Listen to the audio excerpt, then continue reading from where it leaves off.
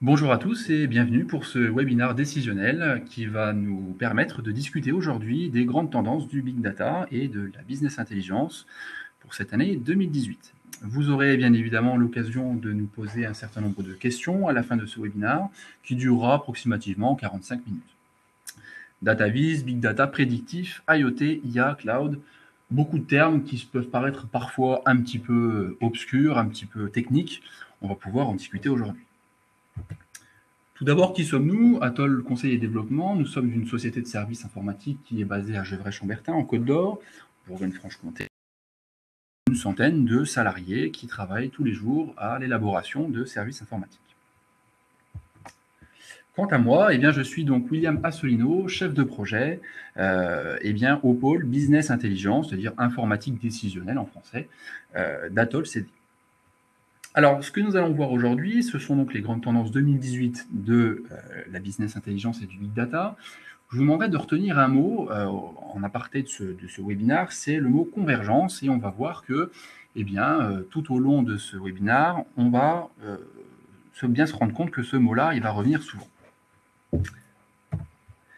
Alors, la première tendance qui approche en 2018, c'est le renforcement de la place de l'intelligence artificielle qui elle-même va se décomposer en plusieurs éléments. Et ce premier élément, c'est le machine learning. Alors, qu'est-ce que c'est que le machine learning? C'est la possibilité pour l'intelligence artificielle d'apprendre par elle-même, à partir d'échantillons de données, à faire des prévisions statistiques. Alors, comment ça se passe? Avant de rentrer un petit peu dans le détail de ces tendances, ça peut être intéressant justement d'expliquer un petit peu comment fonctionne le machine learning et qu'est-ce que c'est. Alors, tout d'abord, si on prend un exemple parlant, imaginez que vous souhaitez, par exemple, étudier les prix d'un appartement par rapport à une surface. Par exemple, le prix d'un appartement de 50 mètres carrés, de 70, de 100 mètres carrés. La place de l'intelligence artificielle ici, elle va nous permettre de déterminer, à partir d'un échantillon fourni par l'homme, une tendance, une moyenne, qui nous permettra de déterminer plus tard, justement, quels peuvent être les prix d'un appartement pour une surface donnée.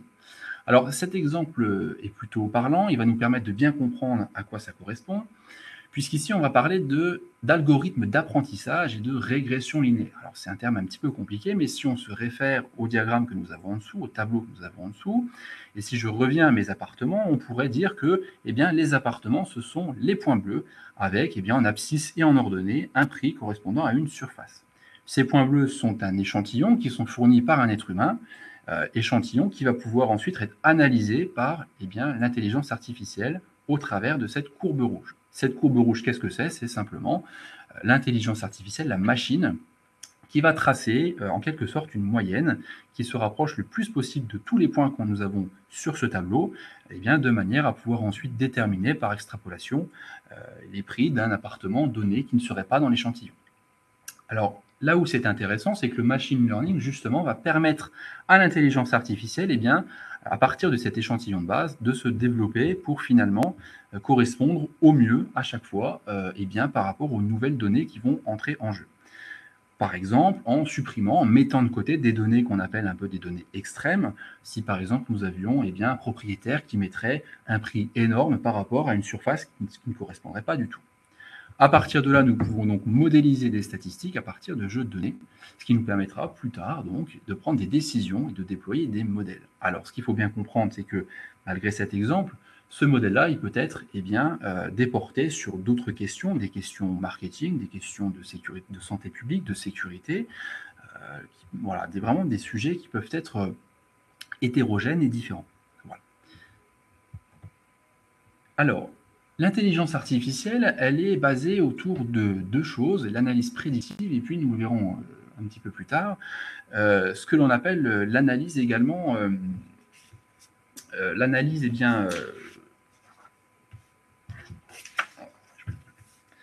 l'analyse prédictive, et puis l'analyse qui est ajoutée, augmentée avec l'être humain pour donner quelque chose de complémentaire. Alors, cette analyse prédictive, qu'est-ce qu'elle dit? C'est que finalement, c'est une convergence entre des données brutes et puis des informations qui vont être données par l'homme. Alors, imaginons par exemple que vous avez Si on reprend un exemple assez parlant, si vous avez par exemple, eh bien, vous voulez déterminer quel est le nombre d'accidents, par exemple, sur une route, et quel peut être le facteur d'accident sur une route, et si vous reprenez par exemple des conditions météorologiques, vous allez pouvoir combiner ces deux éléments de manière à pouvoir déterminer, par exemple, et c'est là où c'est intéressant, que les accidents qui apparaissent le plus fréquemment sur une route se font par beau temps. Et c'est là où on peut avoir quelque chose d'intéressant avec l'analyse prédictive, c'est-à-dire que vous allez pouvoir ajouter deux jeux de données différents, de domaines différents, pour finalement eh bien, prédire ce qui peut se passer sur une route, ou bien voilà, sur des éléments différents. Ça peut effectivement également se rapporter à des données marketing, à des contextes marketing. On va étudier le comportement passé d'un client pour en déduire son comportement futur. Par exemple, si à partir de données de géolocalisation, on constate que nous avons un certain type de clientèle qui passe souvent devant notre magasin, par exemple, eh bien, cela va nous permettre eh bien, d'avoir une publicité adaptée, par exemple, sur ce magasin. Et puis évidemment, cela va transformer en profondeur l'industrie, hein, puisque nous aurons eh bien, cette analyse prédictive et cette analyse augmentée qui vont venir eh bien, renforcer les processus industriels de manière à fluidifier tout ça. L'analyse augmentée, eh bien, il s'agit de la fusion entre les connaissances de l'homme et puis de l'intelligence artificielle. Malgré la position du machine learning qui va venir en grandissant de manière assez forte, la machine, pour le moment, n'a pas vocation à remplacer l'homme. C'est-à-dire qu'elle va être au service de l'homme avec une intégration de l'intelligence artificielle dans les processus de travail. Et on va le voir que de plus en plus, ce qu'on appelle le cognitif, et on le reverra un petit peu tout à l'heure, va devenir de plus en plus l'assistant de l'homme, eh bien, puisque on aura de plus en plus d'objets, et on le reverra, qui vont permettre eh bien, d'analyser des informations, de poser des questions, tout en laissant les décisions essentielles à l'humain, en particulier pour qu'il puisse prendre des décisions qui soient éthiques et puis qui puissent tenir compte eh bien, de règles spécifiques. Une autre grosse tendance de 2018, eh bien, c'est le data viz. Alors le data viz, qu'est-ce que c'est? C'est la représentation graphique de données. Alors ça se fait de deux manières différentes. Ça peut se faire soit par infographie, comme vous le voyez à droite. On va donner des chiffres visuellement très clairs, de manière à pouvoir se représenter une donnée très rapidement. Ça concerne également la mise en œuvre de rapports ou encore de tableaux de bord web, de manière à analyser, par exemple, en réunion, un certain nombre de données, qu'elles soient marketing, voilà, commerciales, de santé, etc. Alors ça va continuer son expansion en 2018 parce qu'on est dans une société de l'image, dans une société qui a besoin de voir très vite l'information. Voilà, une direction qui va demander des chiffres, qui veut quelque chose de visuel, quelque chose qu'on va présenter, de rapide, de concis, parce qu'on veut tous gagner du temps. Et puis, c'est très efficace pour diffuser un message et échanger avec une audience. Cependant, ce qu'on constate de plus en plus, c'est que ce data viz, qui existe depuis très longtemps, donc pour data visualisation, eh bien, ça ne permet pas de contextualiser la donnée. Si je reprends en exemple eh bien, cette infographie que vous avez à votre droite, par exemple, le marché France représente 445 millions d'euros à l'heure actuelle, on va dire en 2016, donc il y a 2 ans. Eh bien, ça ne permet pas de contextualiser clairement la donnée. Voilà, on sait que le marché fait 445 millions, mais il faut être un petit peu plus au courant que cela pour bien comprendre les chiffres. Et en fait, selon Gartner, donc, eh bien, 30% des requêtes qui sont faites en entreprise, elles sont formulées en langage naturel et elles sont des questions basiques. Que, qui, comment ou quand. C'est-à-dire qu'en entreprise, on se pose régulièrement des questions et on va voir que justement s'oppose aux limites de la data visualisation un autre type eh bien, de pratique qui est en fait l'émergence des logiciels de libre service et de langage naturel. Alors qu'est-ce que c'est? C'est simplement la possibilité pour un être humain de poser des questions de la vie de tous les jours, eh bien, à son ordinateur, à son téléphone, à son smartphone, ou encore à sa tablette ou à n'importe quel objet connecté en mesure de le faire, eh bien, pour avoir une réponse. Alors ça peut se faire de deux manières différentes. Vous pouvez avoir une question simple pour une réponse simple. Par exemple, donne-moi l'adresse eh bien, du ministère de l'Intérieur, ou encore donne-moi l'adresse de eh bien, je ne sais pas, une boutique de vêtements. Et puis, vous avez quelque chose finalement qui va nous intéresser un petit peu plus, c'est un langage naturel, mais pour un ensemble professionnel. Vous avez des éléments d'information, vous êtes directeur d'une structure, eh bien, vous vous posez une question et vous vous dites, j'aimerais connaître bien le nombre de ventes réalisées en Australie au cours de l'année 2017 ou 2018. La machine va vous répondre et puis de là, vous allez pouvoir poser une question contextuelle à partir de cette première réponse, c'est-à-dire un premier filtre, les ventes en Australie. Et là, vous allez pouvoir demander, eh bien, parmi ces ventes, j'aimerais connaître quel est le produit le plus vendu ou, quelle pourrait être, par exemple, la maladie la plus répandue dans telle région actuellement. Est-ce que la grippe a fait des ravages cette année, etc. Donc, on a une contextualisation que ne permet pas forcément la data visualisation. Donc, on aura vraiment un contexte et un outil d'analyse qui seront au cœur de cette problématique, puisqu'ils permettront d'entrer vraiment dans le sujet et d'avoir un échange finalement avec la machine et l'intelligence artificielle. Voilà, donc on voit bien la place de cette intelligence artificielle au travers de ces trois éléments qui sont grosso modo la première grosse tendance de 2018.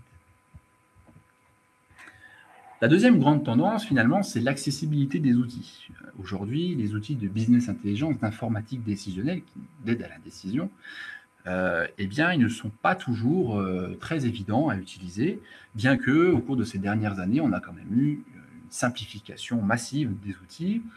Alors, ça va continuer à se simplifier, ça va permettre une appropriation par les utilisateurs, de manière à ce que, eh bien, un responsable de service, un directeur, alors qui est dans un contexte différent, qui est tranquillement à son bureau, mais qui peut être également en réunion, qui peut être dans les transports en commun sur son téléphone, eh bien, ces outils vont s'adapter, j'ai envie de dire, à leur public, eh bien, de manière à pouvoir être utilisés au jour le jour, avec une automatisation des tâches qui peuvent être répétitives et manuelles, eh bien, de manière à pouvoir être utilisées au quotidien et par n'importe qui.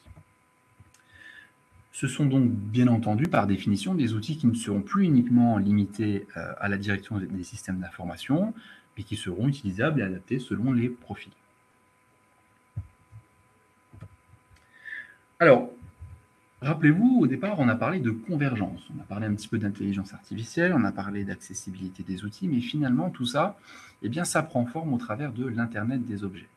Alors, l'Internet des objets, on est passé de quelque chose qui était expérimental au cours de ces dernières années. On pense aux montres connectées, aux montres de santé, pour le sport.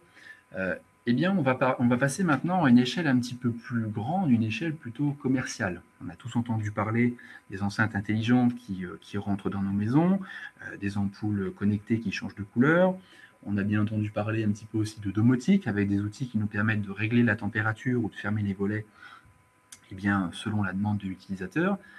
Eh bien, tout ça, ça va exploser en fait en 2018 et puis pour les années à venir. Et on compte déjà une très nette augmentation, une très nette intrusion de ces outils dans les maisons, les appartements, donc au quotidien, au jour le jour, pour n'importe quelle personne. Du coup, c'est un petit peu une règle en informatique et dans le numérique en général. À partir du moment où vous avez une forte pénétration d'un objet, d'une technologie, d'un usage, eh bien, vous avez une augmentation des cyberattaques, évidemment, qui va venir avec. Alors, on pourrait se dire, effectivement, pour des ampoules connectées, ce n'est pas forcément grave, mais il faut voir ça à une échelle industrielle.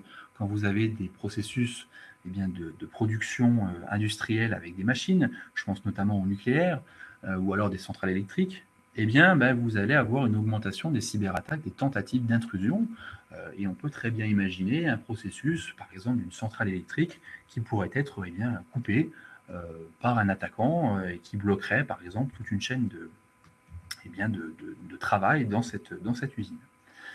Alors, évidemment, voilà, on estime que le nombre de services de commande vocale vont doubler en 2018, donc c'est quand même quelque chose d'extrêmement rapide. On passe vraiment à une échelle commerciale, à une échelle domestique, je dirais. Et donc, cela va également générer une forte demande et une forte génération de données. Quand vous allez poser une question eh bien, votre enceinte connectée, par exemple pour connaître une adresse, pour connaître le détail d'une personnalité sur Wikipédia, ou encore quand vous allez changer la température chez vous, eh bien tout ça, ça génère des données, un petit peu comme les réseaux sociaux. Et donc ces données-là, eh bien, elles vont être finalement quelque part monétisées, c'est-à-dire qu'il va y avoir une augmentation des échanges marchands de la donnée. Parce que mine de rien, eh bien, c'est intéressant de savoir eh bien, quels sont en moyenne eh bien, combien de kilomètres va courir une personne avec sa montre connectée. C'est intéressant de savoir un petit peu quelle est pour une ville donnée, eh bien, quelle est la température généralement qui est utilisée dans un appartement, la consommation électrique, ou encore les données, les demandes qui sont les plus fréquemment posées à une enceinte connectée. Est-ce qu'on est sur quelque chose d'assez professionnel ou est-ce qu'on est plutôt sur le loisir? Donc, on va avoir également une personnalisation plus poussée des objets connectés. Si aujourd'hui on pose une question simple pour, par exemple, allumer notre série préférée ou pour changer la couleur de nos ampoules, on peut imaginer demain eh bien, avoir une tendance plus forte à la personnalisation, c'est-à-dire que eh bien, l'outil s'adapterait à la personne. Et donc, c'est là que revient le terme de machine learning, où on aurait des outils, par exemple, en domotique, eh bien, à partir d'un échantillon où il dirait, eh bien, moi, je pars le matin à 8 heures et je rentre le soir à 18 heures, eh bien, on pourra avoir un outil qui s'habitue et qui, à partir de là, automatiquement, en faisant un petit calcul, eh bien, déterminerait que la personne rentre finalement un petit peu plus tôt et donc s'adapterait, allumerait le chauffage et la lumière un petit peu plus tôt par rapport à l'utilisateur. Donc on voit qu'il y a une personnalisation qui est avancée, où on passe vraiment quelque chose, on parle vraiment de pénétration des objets, c'est-à-dire que ça va devenir un petit peu notre bras droit au jour le jour. Alors, nous allons discuter maintenant du cloud hybride. Alors, le cloud qui veut dire nuage. Alors, le cloud hybride, c'est un mixte entre le stockage sur site et un stockage dans un cloud public. Alors, on se demande un petit peu pourquoi. On a beaucoup entendu parler de cloud récemment, mais finalement, le cloud, c'est quoi? C'est mettre ces données dans finalement des serveurs qui ne nous appartiennent pas, qui appartiennent à des entreprises. Et ces données-là, eh bien, elles ont plusieurs problématiques. On peut avoir besoin d'une sécurité, peut-être des données très sensibles, par exemple pour des ministères de la Défense, de l'Intérieur ou encore de la Santé, mais ça peut être également des données que nous souhaitons eh bien, partager pour une diffusion massive. Par exemple, on parle beaucoup d'open data, et donc c'est à ce moment-là qu'intervient le cloud hybride. On va avoir un stockage sur site finalement qui est un petit peu historique avec des serveurs qui sont localisés et qui appartiennent justement à ces entités, à des ministères ou à des grandes entreprises, et puis une partie finalement qui sera un petit peu moins sensible et plus accessible et qui correspondra mieux aux besoins. On observe donc pour 2018 une adoption massive du cloud hybride qui est en train de croître, qui va permettre donc justement voilà, de renforcer la sécurité et de rendre plus flexible et accessible ces données. Mais finalement, ce cloud hybride, c'est une dernière étape avant ce que l'on appelle le multi-cloud. Le multi-cloud, il repose sur l'usage parallèle de différents fournisseurs pour assurer une tarification avantageuse, une sécurité renforcée, une scalarité quasi illimitée de la donnée. Alors finalement, le multi-cloud, le cloud hybride, le cloud, qu'est-ce que c'est? Quelle différence on fait entre ces deux grands éléments? Eh bien, dans le futur, le multi-cloud, il va permettre finalement de déposer de la donnée un petit peu partout. Cela permettra par exemple une redondance des données en cas de problème, voilà, de catastrophe naturelle, si on a un incendie dans un data center par exemple. Mais ça va permettre également eh bien, de tirer profit justement de la situation géographique de ces différents clouds. Puisque même si c'est de l'informatique dans les nuages, ils sont quand même stockés quelque part physiquement sur des serveurs. Et donc ça va permettre de tirer parti justement de cette géolocalisation. Par exemple, si eh bien, on voudrait mettre en place eh bien, un cloud public avec des informations, on pourrait imaginer justement une redondance des serveurs sur des zones géolocalisées plus proches de l'utilisateur final, de manière à avoir des temps de réponse un petit peu plus, eh bien, un petit peu plus rapides et plus adaptés, par exemple, à l'utilisateur. On pense notamment aux zones blanches, où on va avoir, par exemple, une qualité de réseau un petit peu détériorée. Et bien là, c'est typiquement le moment choisi justement pour adapter l'emplacement géographique de ces serveurs. Alors, il y a différentes problématiques évidemment, puisque quand on parle de multi-cloud, on parle aussi de multiples fournisseurs. Fournisseurs qui n'ont pas forcément, eh bien, les mêmes moyens. Il y a des petits fournisseurs, de gros fournisseurs et puis surtout, ils n'ont pas forcément les mêmes architectures, les mêmes techniques, eh bien, de déploiement, mais également tout ce qui va concerner, eh bien, un petit peu leur process. Et finalement, les questions que cela va poser, eh bien, c'est est-ce que ma donnée, elle est en sécurité chez l'un ou chez l'autre? Et puis surtout, est-ce que cette donnée-là, elle va pouvoir, eh bien, communiquer, eh bien, avec différents éléments sans être enfermée dans un silo, ce qu'on appelle un silo.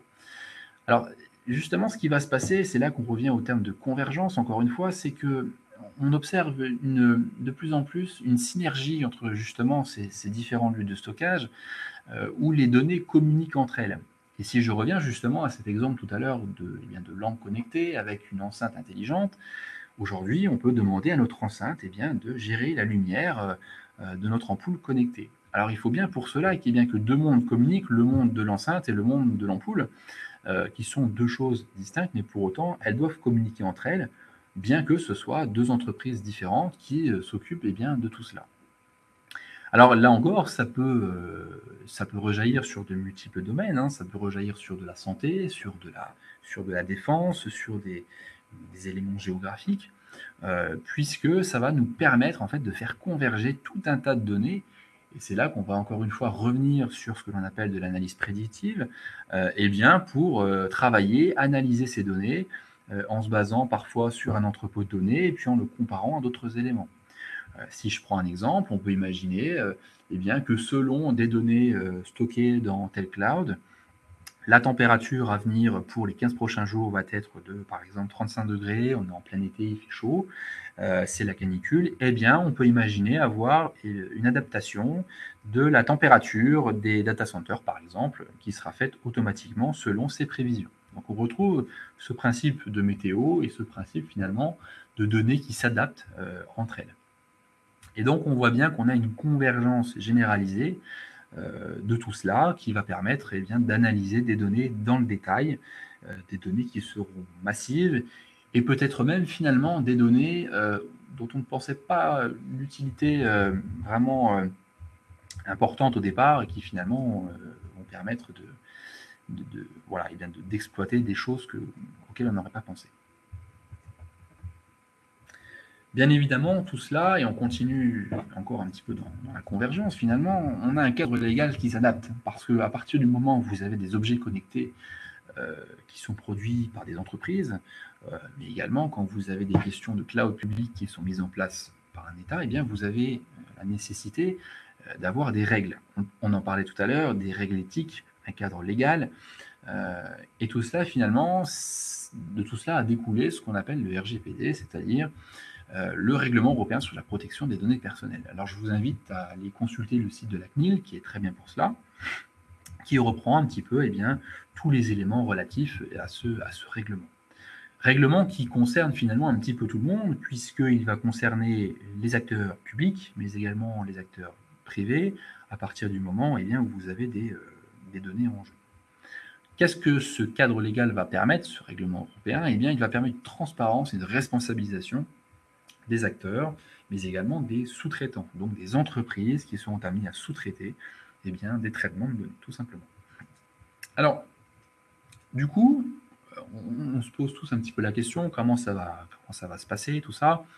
Eh bien, il y a un terme qui est un petit peu apparu, c'est le privacy by design, c'est-à-dire que au cœur du développement, de la conception d'un logiciel, d'une application, d'un service web, eh bien, sera centrée la protection des données dès le départ. C'est-à-dire qu'on se basera sur cette protection des données pour élaborer un logiciel. C'est-à-dire qu'on ne prendra plus la sécurité de l'utilisateur et de ses données après coup, après avoir créé le logiciel.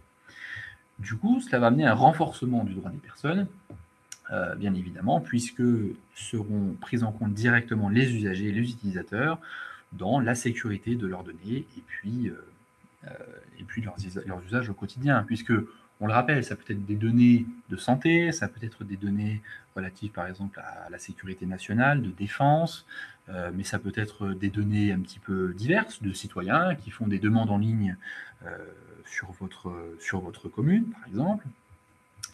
Et tout cela, donc, rentre dans ce cadre légal qui va encadrer tout cela. Alors, certains, c'est un petit peu partagé, les avis sont partagés. Certains pensent que ça peut être un blocage, un frein pour le développement d'applications, tandis que d'autres, finalement, se disent, c'est un nouveau marché, c'est une nouvelle expertise qui se met en place, justement, cette conception au sein d'un cadre légal. C'est de nouvelles opportunités. Alors évidemment, on pourrait se dire, bah oui, mais comment ça se passe quand on a des données hors UE? Là encore, je vous invite à consulter le site de la CNIL. Mais grosso modo, ce qui se passe, c'est que vous allez avoir maintenant des contrats contraignants, des accords qui seront un petit peu préformatés pour les transferts de données hors UE. C'est-à-dire qu'il vous faudra une autorisation en fait, de l'Union européenne pour faire ce transfert de données. Alors, du coup, j'ai choisi deux points intéressants par rapport à ce règlement européen, puisque l'une des grandes tendances, finalement, en 2018, qui va découler de ce règlement, c'est qu'on va avoir de plus en plus de Data Protection Officer. Alors, qu'est-ce que c'est? C'est un délégué à la protection des données. Alors, sachez qu'il sera obligatoire, du coup, une fois que le règlement européen de protection des données sera mis en œuvre. Alors, qui est-il finalement? C'est une personne qui est un petit peu responsable de la protection des données dans le cadre de votre entreprise ou, a fortiori, dans un établissement public. Alors, comme vous le voyez, sa présence, elle est obligatoire à partir du moment où le responsable de traitement appartient au secteur public ou si son activité principale l'amène à un suivi régulier de personnes. C'est notamment le cas, par exemple, pour toutes les questions pénales, où vous allez avoir des données qui sont relatives à des éléments de justice, avec des tribunaux, ce genre de choses. Évidemment, ça peut être une nécessité également pour des ministères qui seraient intéressés par des données de santé, puisque là, on aurait quelque chose de très sensible par rapport aux citoyens. Et donc, finalement, ce que ça va entraîner, c'est mécaniquement une augmentation des DPO dans les organisations, des Data Protection Officers dans les organisations. Alors, ce DPO, finalement, il va un petit peu exploser, mais il n'est que l'un des deux acteurs qui va ressortir de tout cela. Alors, selon Gartner, on a 80% des grandes entreprises qui emploieront un responsable des données, CDO. Alors, un CDO, c'est différent de celui que l'on a vu avant. Le responsable des données, lui, il est un petit peu responsable des données dans l'ensemble, en général, pas forcément de la protection des données du citoyen. C'est-à-dire que c'est un petit peu, en quelque sorte, un chef de projet qui est chargé de travailler sur des processus d'informatique décisionnelle, de cartographie, etc., et qui va un petit peu centraliser toutes les données de l'entreprise de manière à pouvoir les exploiter au quotidien. Finalement, c'est un petit peu comme un chef de projet. Alors, ce sont des tâches qui peuvent être assignées au départ à un DSI, un directeur des systèmes d'information. Ce sont des tâches un petit peu informatiques.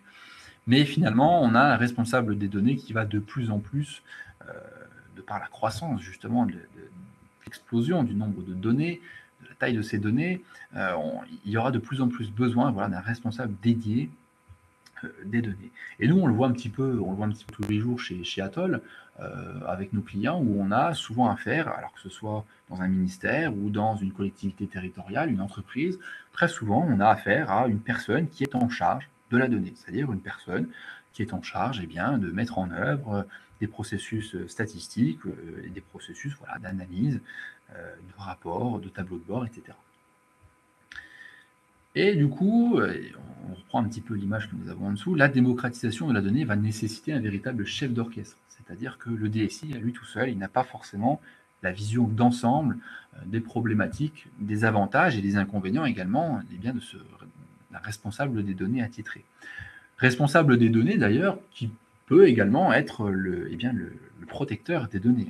Les postes ne sont pas forcément entièrement cloisonnés. Je dirais même surtout pas d'ailleurs.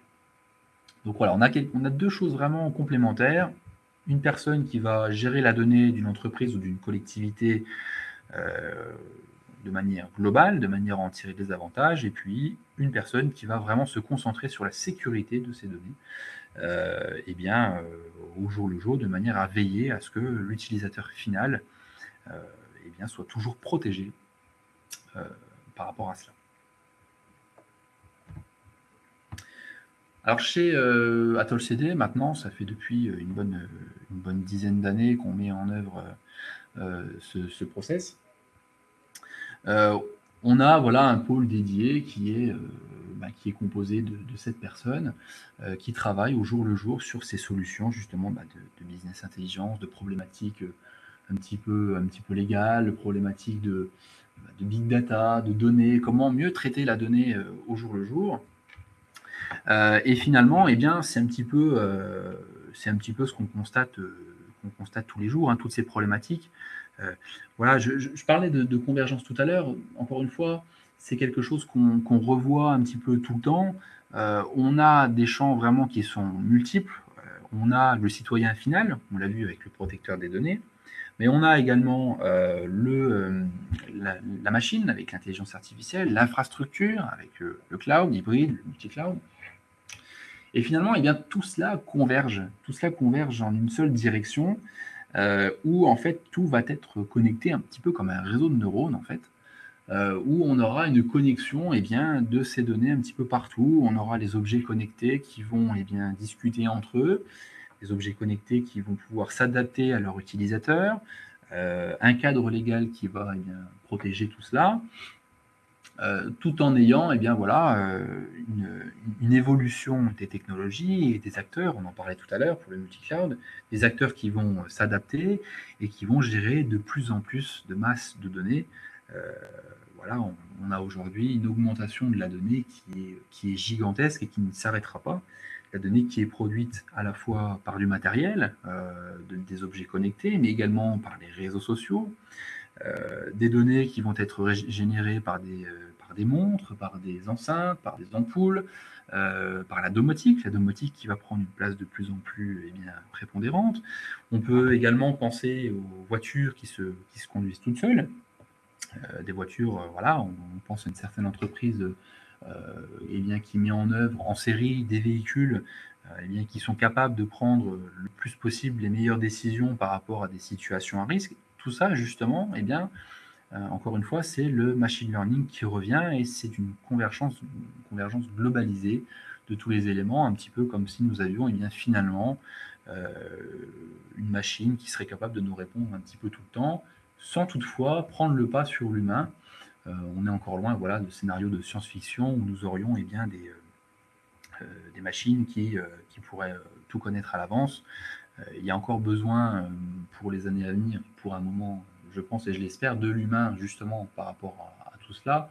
En tout cas, ce qui est intéressant, c'est de voir que l'humain également s'adapte parce qu'on a la machine qui s'adapte à l'humain, mais on a l'humain qui s'adapte, et justement, on l'a vu avec le RGPD, l'humain s'adapte et puis il permet ben, voilà, d'avoir quelque chose, finalement, une certaine symbiose, une certaine synergie entre les différents éléments.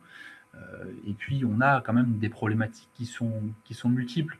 La problématique d'un objet connecté chez vous dans votre maison pour changer la couleur d'une ampoule, comme je le disais tout à l'heure, ce n'est pas du tout la même qu'avoir un objet, un processus industriel d'une entreprise, ça peut être d'une petite entreprise, mais ça peut être également d'un grand service de l'État ou d'une centrale nucléaire. Et là, on voit bien que finalement, eh bien, les questions qu'on se pose quand on est un citoyen, je dirais lambda chez lui, à jouer avec la couleur de ses ampoules, eh bien, finalement, c'est un petit peu les mêmes questions qu'un responsable d'une centrale nucléaire, avec évidemment eh bien, des risques qui sont beaucoup plus grands. Alors c'est intéressant puisque c'est quelque chose finalement qu'on va revoir dans les prochaines années. C'est des tendances, j'ai envie de dire, ce sont des sous-tendances finalement, puisque ben voilà, c'est vers tout cela qu'on va aller, une convergence globalisée voilà, des données. Alors aujourd'hui, ces données, comment elles s'analysent? Elles s'analysent à travers de rapports, c'est-à-dire des fichiers, du fichier PDF par exemple, des tableurs. Elles s'analysent également par des tableaux de bord. Euh, c'est ce qu'on fait nous notamment chez Atoll CD, mais on l'a vu tout à l'heure, hein, on a aussi quelque chose de plus en plus important, c'est le cognitif, voilà, avec les questions qui vont pouvoir être posées directement à la machine. Voilà. Alors du coup, c'est un petit peu le moment pour poser des questions. si vous avez des éléments éventuellement que vous aimeriez creuser un petit peu, on a du temps, hein, il nous reste largement du temps. Voilà, et bien je vous invite à poser vos questions sur le chat qui est dédié à cela. Alors, première question, est-ce que nous pourrions intégrer l'intelligence artificielle tout bêtement sur des sites web? Alors, la réponse, elle est oui. Et quelque part, on le fait déjà quand vous avez du Google Analytics, eh bien, finalement, vous pouvez étudier des données. Vous allez pouvoir constater le nombre d'utilisateurs, le nombre de visiteurs, finalement, sur votre site Internet. Et là où eh bien, la business intelligence elle va être intéressante, c'est-à-dire que vous allez pouvoir contextualiser cette donnée.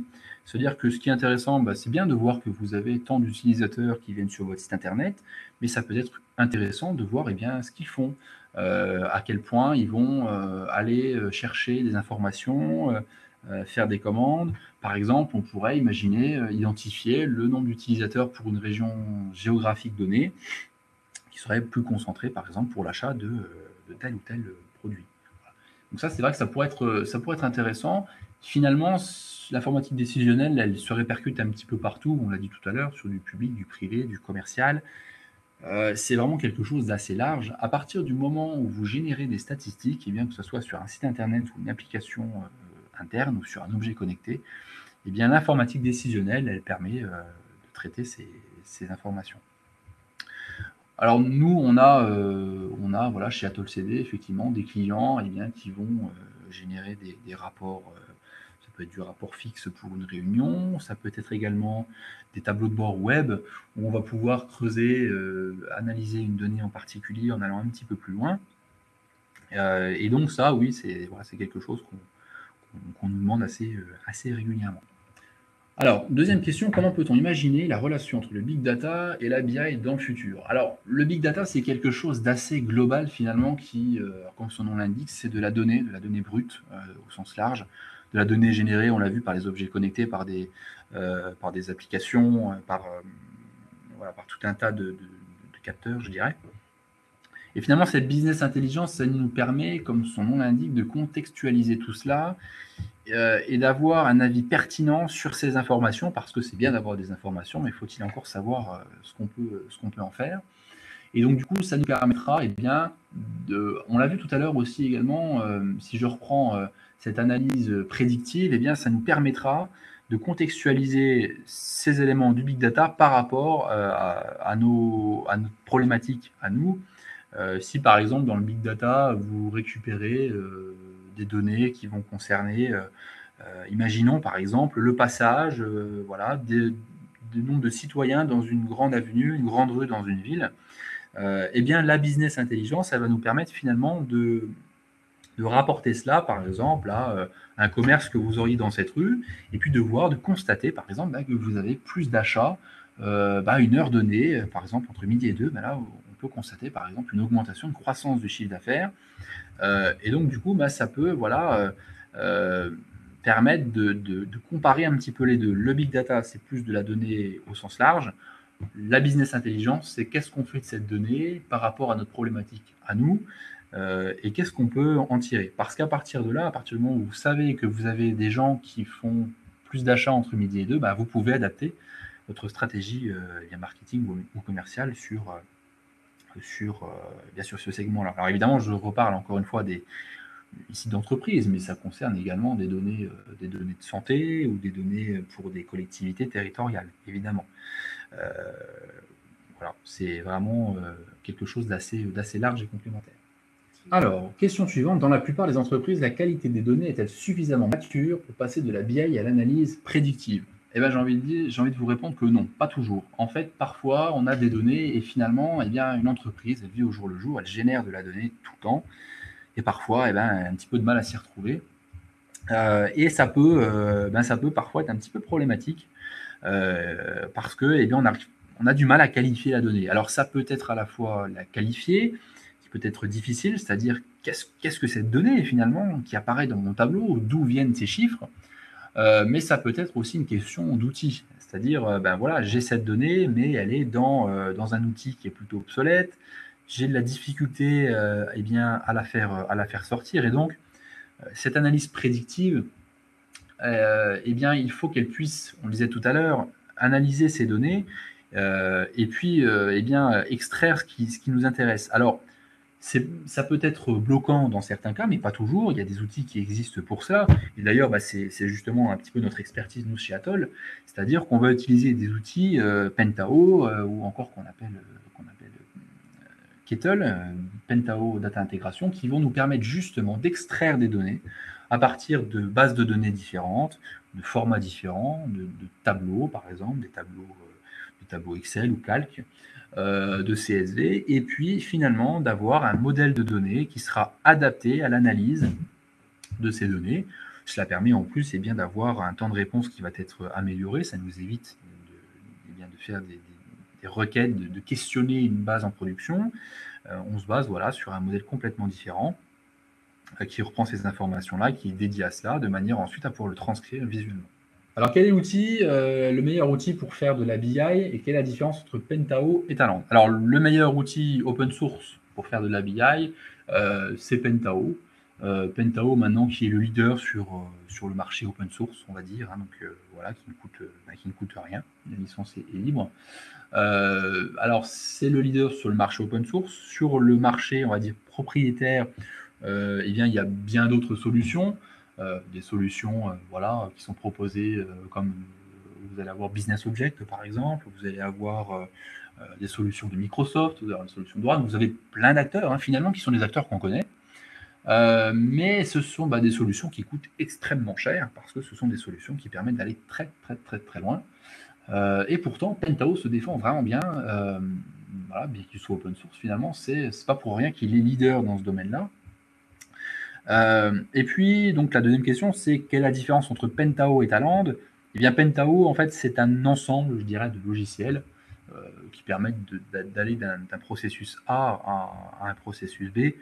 Si je reprends tout à l'heure mon exemple de bases de données diverses qui sont stockées un petit peu partout dans vos services, une base de données d'une comptable, une base de données d'un commercial, ou la base de données eh bien, voilà, d'un utilisateur chez vous, eh bien, la solution Pentao, elle va vous permettre en fait eh bien, de récupérer cette donnée pour finalement la transformer, pour qu'elle soit eh bien, utilisable, pour que, in fine, vous puissiez analyser cette donnée sur des tableaux de bord ou voilà, sur des rapports PDF divers et variés. Alors, dans tout cela, on a donc quelque chose qui s'appelle PDI, donc Pentao Data Integration, qu'on connaît aussi sous le nom de Kettle. Et c'est cette brique-là, en fait, qui permet justement de récupérer les données et les transformer. C'est-à-dire, je prends toutes les données dans différentes bases de données et je fais un modèle avec tout cela. Eh bien, ce Kettle-là, en fait, il correspond de l'autre côté à Talend. En fait, Talend, c'est juste un morceau qui permet de traiter en fait des flux de données, je dirais, voilà, de transformer finalement de l'information, et c'est surtout ce qui nous permet de faire une abstraction des bases de données de départ, de la structure de départ, pour avoir finalement une base basée sur un modèle en étoile, on appelle ça comme ça, qui permet voilà, d'utiliser la donnée un petit peu tous les jours. Alors, est-ce qu'il existe d'autres moyens de restitution de données autres que les tableaux de bord et que le reporting? Alors, on revient un petit peu sur cette question finalement du data viz et puis du langage naturel. Aujourd'hui, j'ai envie de répondre oui, parce que quand vous posez une question, par exemple à Google, quand vous lui dites OK Google, donne-moi l'adresse de la pizzeria la plus proche, et il vous restitue la donnée. Il vous dit voilà, la pizzeria, elle est la rue juste à côté, elle est ouverte de telle heure à telle heure. Et c'est pour ça justement qu'on a, on va dire, une complémentarité de plus en plus importante avec la data viz, parce que selon l'endroit où vous vous situez, selon votre besoin, vous avez une nécessité qui va être différente. Et puis, il ne faut pas oublier aussi la dimension géographique. On a un pôle dédié d'ailleurs chez Atoll qui s'occupe un petit peu de tout cela. La dimension géographique, c'est-à-dire j'ai des données, mais où est-ce que ça se situe? Ça peut être intéressant, par exemple, d'abord, effectivement, on parlait tout à l'heure de chiffre d'affaires ou, je ne sais pas, d'opération d'un citoyen. Ça peut être intéressant, par exemple, sur une carte, de voir que nous avons tant de demandes d'un citoyen, majoritairement plutôt dans un département, plutôt dans une ville. Si je reprends un petit peu tout cela, on a donc les rapports, on va avoir les tableaux de bord, on va avoir de la géolocalisation qui est dire je dirais pas que c'est très à la mode, mais c'est quelque chose, encore une fois, qui est très visuel et qui permet de comprendre la donnée rapidement. Et puis donc, ce langage naturel, finalement, qui arrive très fort en 2018. Alors, dans les tendances actuelles, n'y a-t-il pas également le passage en cours de la BI traditionnelle avec des flux ETL planifiés à un mode streaming permettant des analyses en temps réel? Alors, les flux ETL, hein, pour ceux qui finalement qui ne connaîtraient pas le terme, c'est ce que je disais tout à l'heure, hein, c'est ce Kettle, ce Talend qui permettent voilà, de transformer la donnée. Alors, on a effectivement une transformation qui va se faire un petit peu au fur et à mesure, hein, puisque, on l'a dit tout à l'heure, l'intelligence artificielle, bah, elle prend de plus en plus de place. Donc oui, je pense, selon moi, il y a quand même une évolution qui est d'avenir là-dessus, avec des techniques qui vont évoluer. Et j'ai envie de dire, c'est normal, hein, on est quand même encore en informatique et ça évolue tout le temps. Donc oui, il y a une évolution qui va arriver.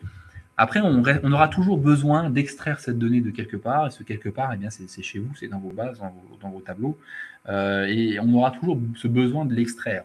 Donc après, il y a toujours la nécessité d'avoir l'humain qui va pouvoir déterminer ce qui est ce qu'on doit extraire, au niveau métier, la pertinence de ce qu'on doit extraire, et puis au niveau, on va dire, au niveau sous-traitance, voilà, les possibilités d'extraction justement de ces données.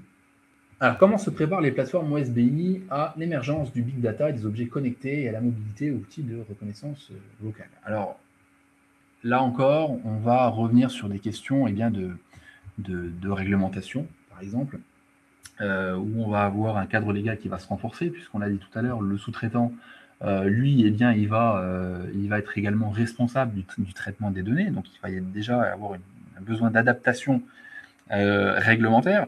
Après, techniquement, bien, là encore, c'est un petit peu ce que je disais tout à l'heure, c'est qu'on l'a vu, alors les logiciels d'open source BI, comment ils vont s'adapter? Bien, justement, en faisant converger un petit peu tout cela, on est toujours sur ce mot convergence, c'est-à-dire, on peut imaginer par exemple que plus tard, on ait une synergie entre différents outils qui permettrait d'avoir une analyse un petit peu approfondie. Et puis, pourquoi pas, alors en open source, pour le moment je ne sais pas, mais pourquoi pas, on a déjà des logiciels qui existent, hein, qui parlent de langage naturel, donc des logiciels qui sont déjà prêts.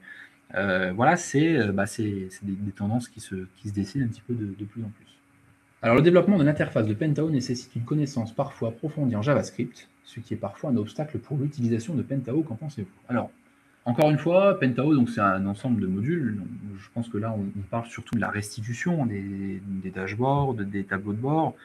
C'est justement notre métier, en fait, c'est de faire de la restitution et de s'adapter en fait aux besoins qui est spécifié. Alors effectivement, ça peut être un blocage. On reste sur des outils bien de production.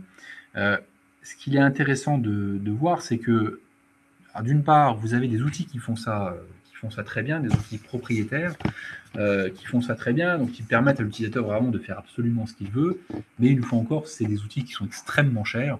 Quand je dis extrêmement cher, c'est ça vous met presque une entreprise sur les genoux. C'est vraiment fait pour de grosses entreprises.